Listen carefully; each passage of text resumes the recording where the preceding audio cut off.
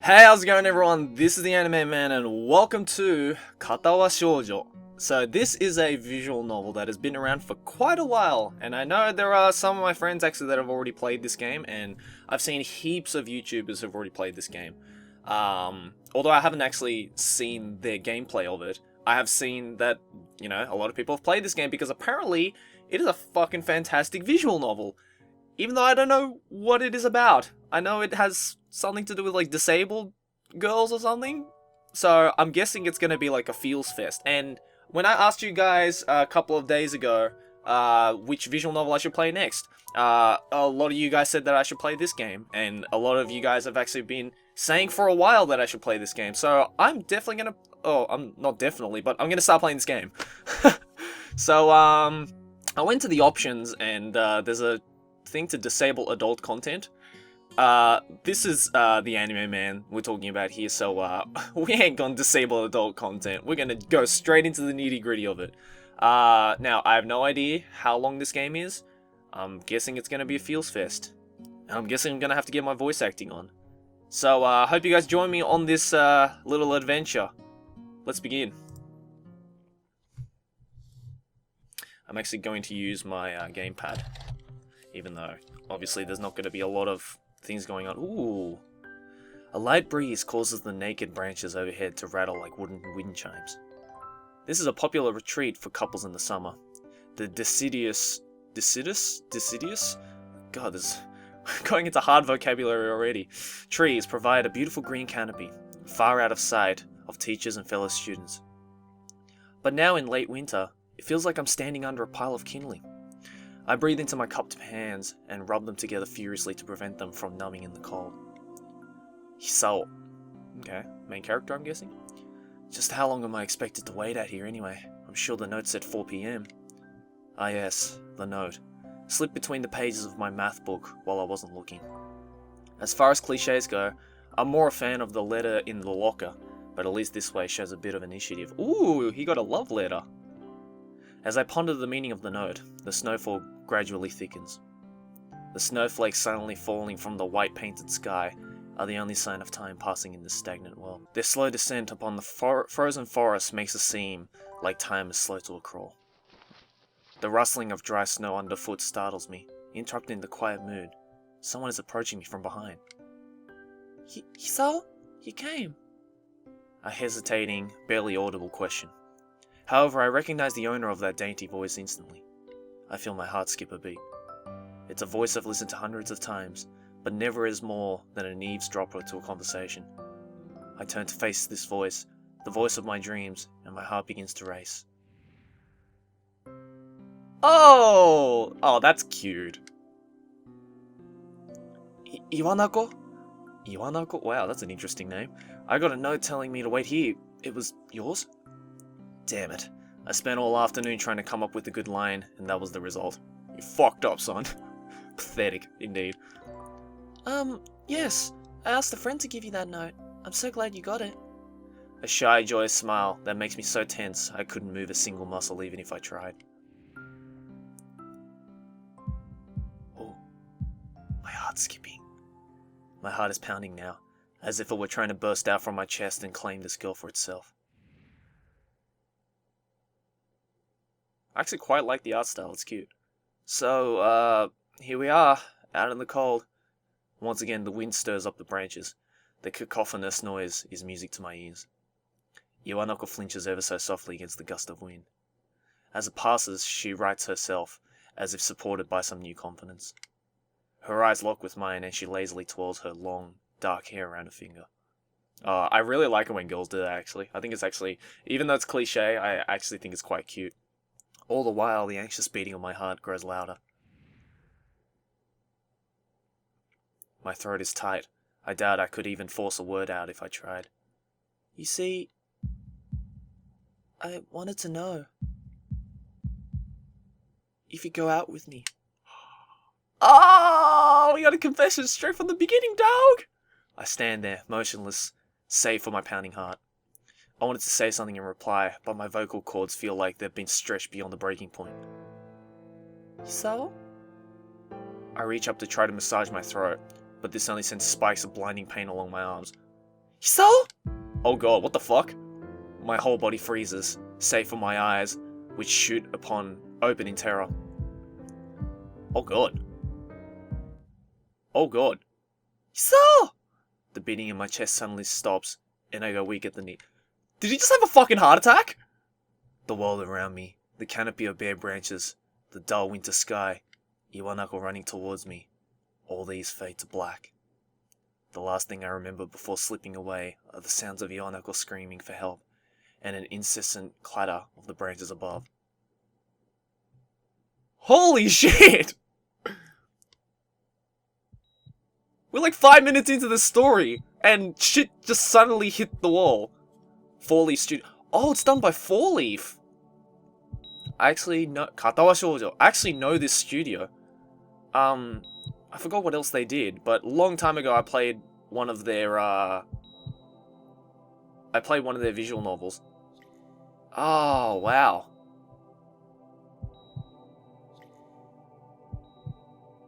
Hey, I like this. Wow, holy crap. Shit just suddenly hit the fan. Okay. I definitely now know this is going to be a feels fest. I hope you guys are ready for the feels fest. Wow, that was a climactic start. Jesus Christ, dude. Oh, I'm loving these well, it's almost anime-esque. I mean, it's a visual novel, obviously it's anime-esque, but I mean like it's like I'm watching an anime. And the music. Wow. I think I'm gonna like this visual novel. I'm honestly surprised that I haven't played it up till this point. Just seemed like one of those visual novels I should have played a long time ago. It's been 4 months since my heart attack. Oh, it was a heart attack. Holy shit. In that whole time, I could probably count the times I've left this hospital room unsupervised on one hand. 4 months is a pretty long time when you're left alone with your thoughts, so I've had plenty of time to come to terms with my situation. Jesus Christ, how do you pronounce that? Arrhythmia? I think so. A strange word, a foreign alien one. Yeah, I've never heard of it before. One that you don't want to be in the same room with. A rare condition. It causes the heart to act erratically and occasionally beat way too fast. It can be fatal. Shit. Apparently I've had it for a long time. They said it was a miracle that I was able to go on so long without anything happening. Is that really a miracle? I guess it was supposed to make me feel better, more appreciative of my life. It really didn't do anything to cheer me up. Excuse me, I just burped. That was a not appropriate time to burp, sorry. My parents, I think, were hit harder by the news than I was. They practically had 2 hemorrhages apiece. I had already had a full day by then to digest everything. To them, it was all fresh. They were even willing to sell our house in order to pay for a cure. Wow, that's parenting right there. Of course there isn't a cure. Well, because of the late discovery of this condition, I've had to stay at the hospital to recuperate from the treatments. When I was first admitted, it felt as if I was missed. For about a week, my room in the ward was full of flowers, balloons, and cards. But the visitors soon dwindled, and all the get-well gifts began trickling down to nothing shortly after. I realized that the only reason I had gotten so many cards and flowers was because sending me their sympathy had been turned into a class project. Oh, that's not nice. Maybe some people were genuinely concerned, but I doubt it. Even in the beginning, I barely had visitors. By the end of the first month, only my parents came by on the regular basis. Iwanako was the last to stop visiting. After 6 weeks, I never saw her again. We never had that much to talk about when she visited anyway. We didn't touch the subject that was between us on that snowy day ever again. Wow, considering the fact that she likes you, she's pretty cold to you. I mean, I guess that makes sense. She was kind of the reason you were in hospital. The hospital? It's not really a place I like to live in. The doctors and nurses feel so impersonal and faceless. I guess it's because they're in a hurry and they have a million other patients waiting for them, but it makes me feel uncomfortable. For the first month or so, I asked the head cardiologist every time I saw him for a rough estimate of when I'd be able to leave. He never answered anything in a straightforward way, but told me to wait and see if the treatment and surgeries worked. So I idly observed the scar that those surgeries had left on my chest slowly change its appearance over time, thinking of it as some kind of an omen. I still asked the head cardiologist about leaving, but my expectations are low enough now that I'm not disappointed anymore when I don't get a reply. The way he shuffles around the answer shows that there is at least some hope. Don't know about that. At some point I stopped watching TV. I don't know why, I just did. Maybe it was the wrong kind of escapism for my situation. I started reading instead. There was a small library at the hospital, although it was more like a storeroom for books. I began working my way through it, one small stack at a time. After consuming them, I would go back for more.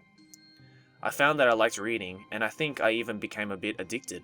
I started feeling naked without a book in my hands. But I loved the stories. That was what my life was like. The days became increasingly harder to distinguish from each other, differing only by the book I was reading and the weather outside. It felt like time blurred into some kind of gooey mass I was trapped inside instead of moving within. A week could go by without me really noticing it. Sometimes I'd pause in realization that I didn't know what day of the week it was, but other times, all the things that surrounded me would painfully crash into my consciousness, that through the barrier of nonchalance I had set up for myself. The pages of my book would start to feel sharp and burning hot, and the heaviness in my chest would become so hard to bear that I had to put the book aside and just lay down for a while, looking at the ceiling as if I was going to cry. But that happened only rarely, and I couldn't even cry. Damn, dude. Fuck, this is a... I mean, I've played some visual novels where the beginning is heavy. This is like a whole new level of heavy. Holy shit. Today the doctor comes in and gives me a smile. He seems excited but not very. It's like he's trying to make an effort to be happy on my behalf. My parents are here. It's been a few days since I've last seen them. Both of them are even sort of dressed up. Is this supposed to be some kind of special occasion? It's not a party. There is this ritual the head cardiologist has. He takes his time sorting his papers, then settling them aside as if to make a point of the pointlessness of what he just did. Then he casually sits down on the edge of the bed next to mine. He looks me in the eyes for a moment. Hello, Isao. How are you today? I don't answer him, but I still smile a little back at him. I gotta give this doctor a voice. I believe that you can go home. Your heart is stronger now, and with some precautions you should be fine. We have all your medications sorted out. I'll give your father the prescription. The doctor hands a sheet of paper to my dad, whose expression turns wooden as he reads it quickly. So many. I take it from his hand and take a look myself, feeling numb. How am I supposed to react to this? The absurdly long list of medications staring back at me from the paper seems insurmountable. They all blend together in a sea of letters. What can I see? Asthma, erectile dysfunction, dizziness, cardiac arrest. Whoa, okay, this main character's got a lot of problems he has to deal with. I feel sorry for the fact that he has to deal with erectile dysfunction. That must suck. This is insane. Side effects, adverse effects, contraindications? I don't know what that is. And dosages are listed line after line with cold precision. I try to read them, but it's futile. I can't understand any of it. Attempting to only makes me feel sicker. All this for the rest of my life? Every day? I'm afraid this is the best we can do at this point. However, new medications are always being developed, so I wouldn't be surprised to see that list fade over the years. Years? What kind of confidence booster is that? I've had felt better if you hadn't said anything at all. Also, I've spoken with your parents, and we believe that it would be best if you don't return to your old school. What? Please calm down, Isao. Listen to what the doctor has to say. Calm down. The way he says it tells me he knew full well that I wouldn't like it. Am I going to be homeschooled? Whatever of my concern shows, it's ignored.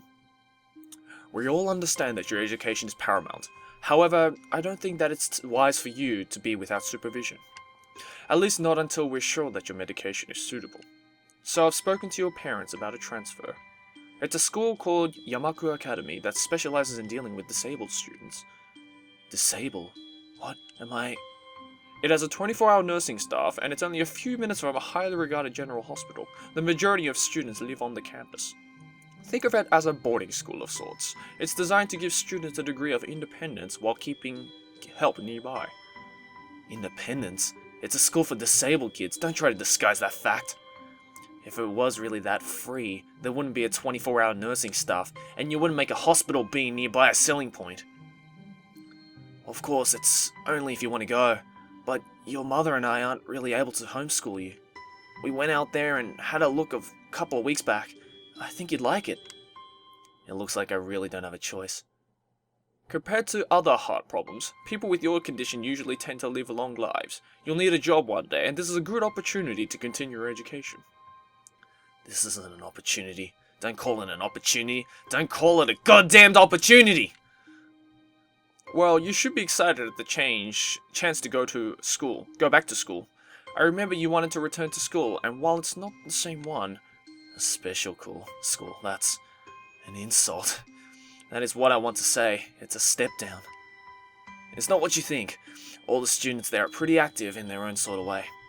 It's geared towards students that can still get around and learn, but just need a little help in one way or another. Your father's right, and many other graduates of the school have gone on to do amazing things. A person doesn't have to be held back by their disability. One of my colleagues in another hospital is a graduate. I don't care. A person doesn't have to be held back by their disability. That's what a disability is. I really hate that something so important was decided for me, but what can I do about it? A normal life is out of the question now. It's funny. I had always thought my life was actually kind of boring, but now I miss it. I want to protest. I want to blame this lack of reaction on shock or fatigue. I could easily yell out something now. Something about how I can go back to school anyway. But no. I don't say anything. The fact is that I now know it's futile. I look around the room feeling very tired of all this. The hospital doctors, my condition, everything. I didn't see anything that would make me feel any different. There really isn't a choice. I know this, but the thought of going to a disabled school, what are those even like? As much as I try to put a positive spin on this, it's very difficult. But let me try. A clean slate isn't a bad thing. That is all I can think of to get me through this. At least I still have something, even if it's a special school. It's something. It's a fresh start, and my life isn't over. It will be a mistake to just resign myself to thinking that. At the very least, I'll try to see what my new life will look like.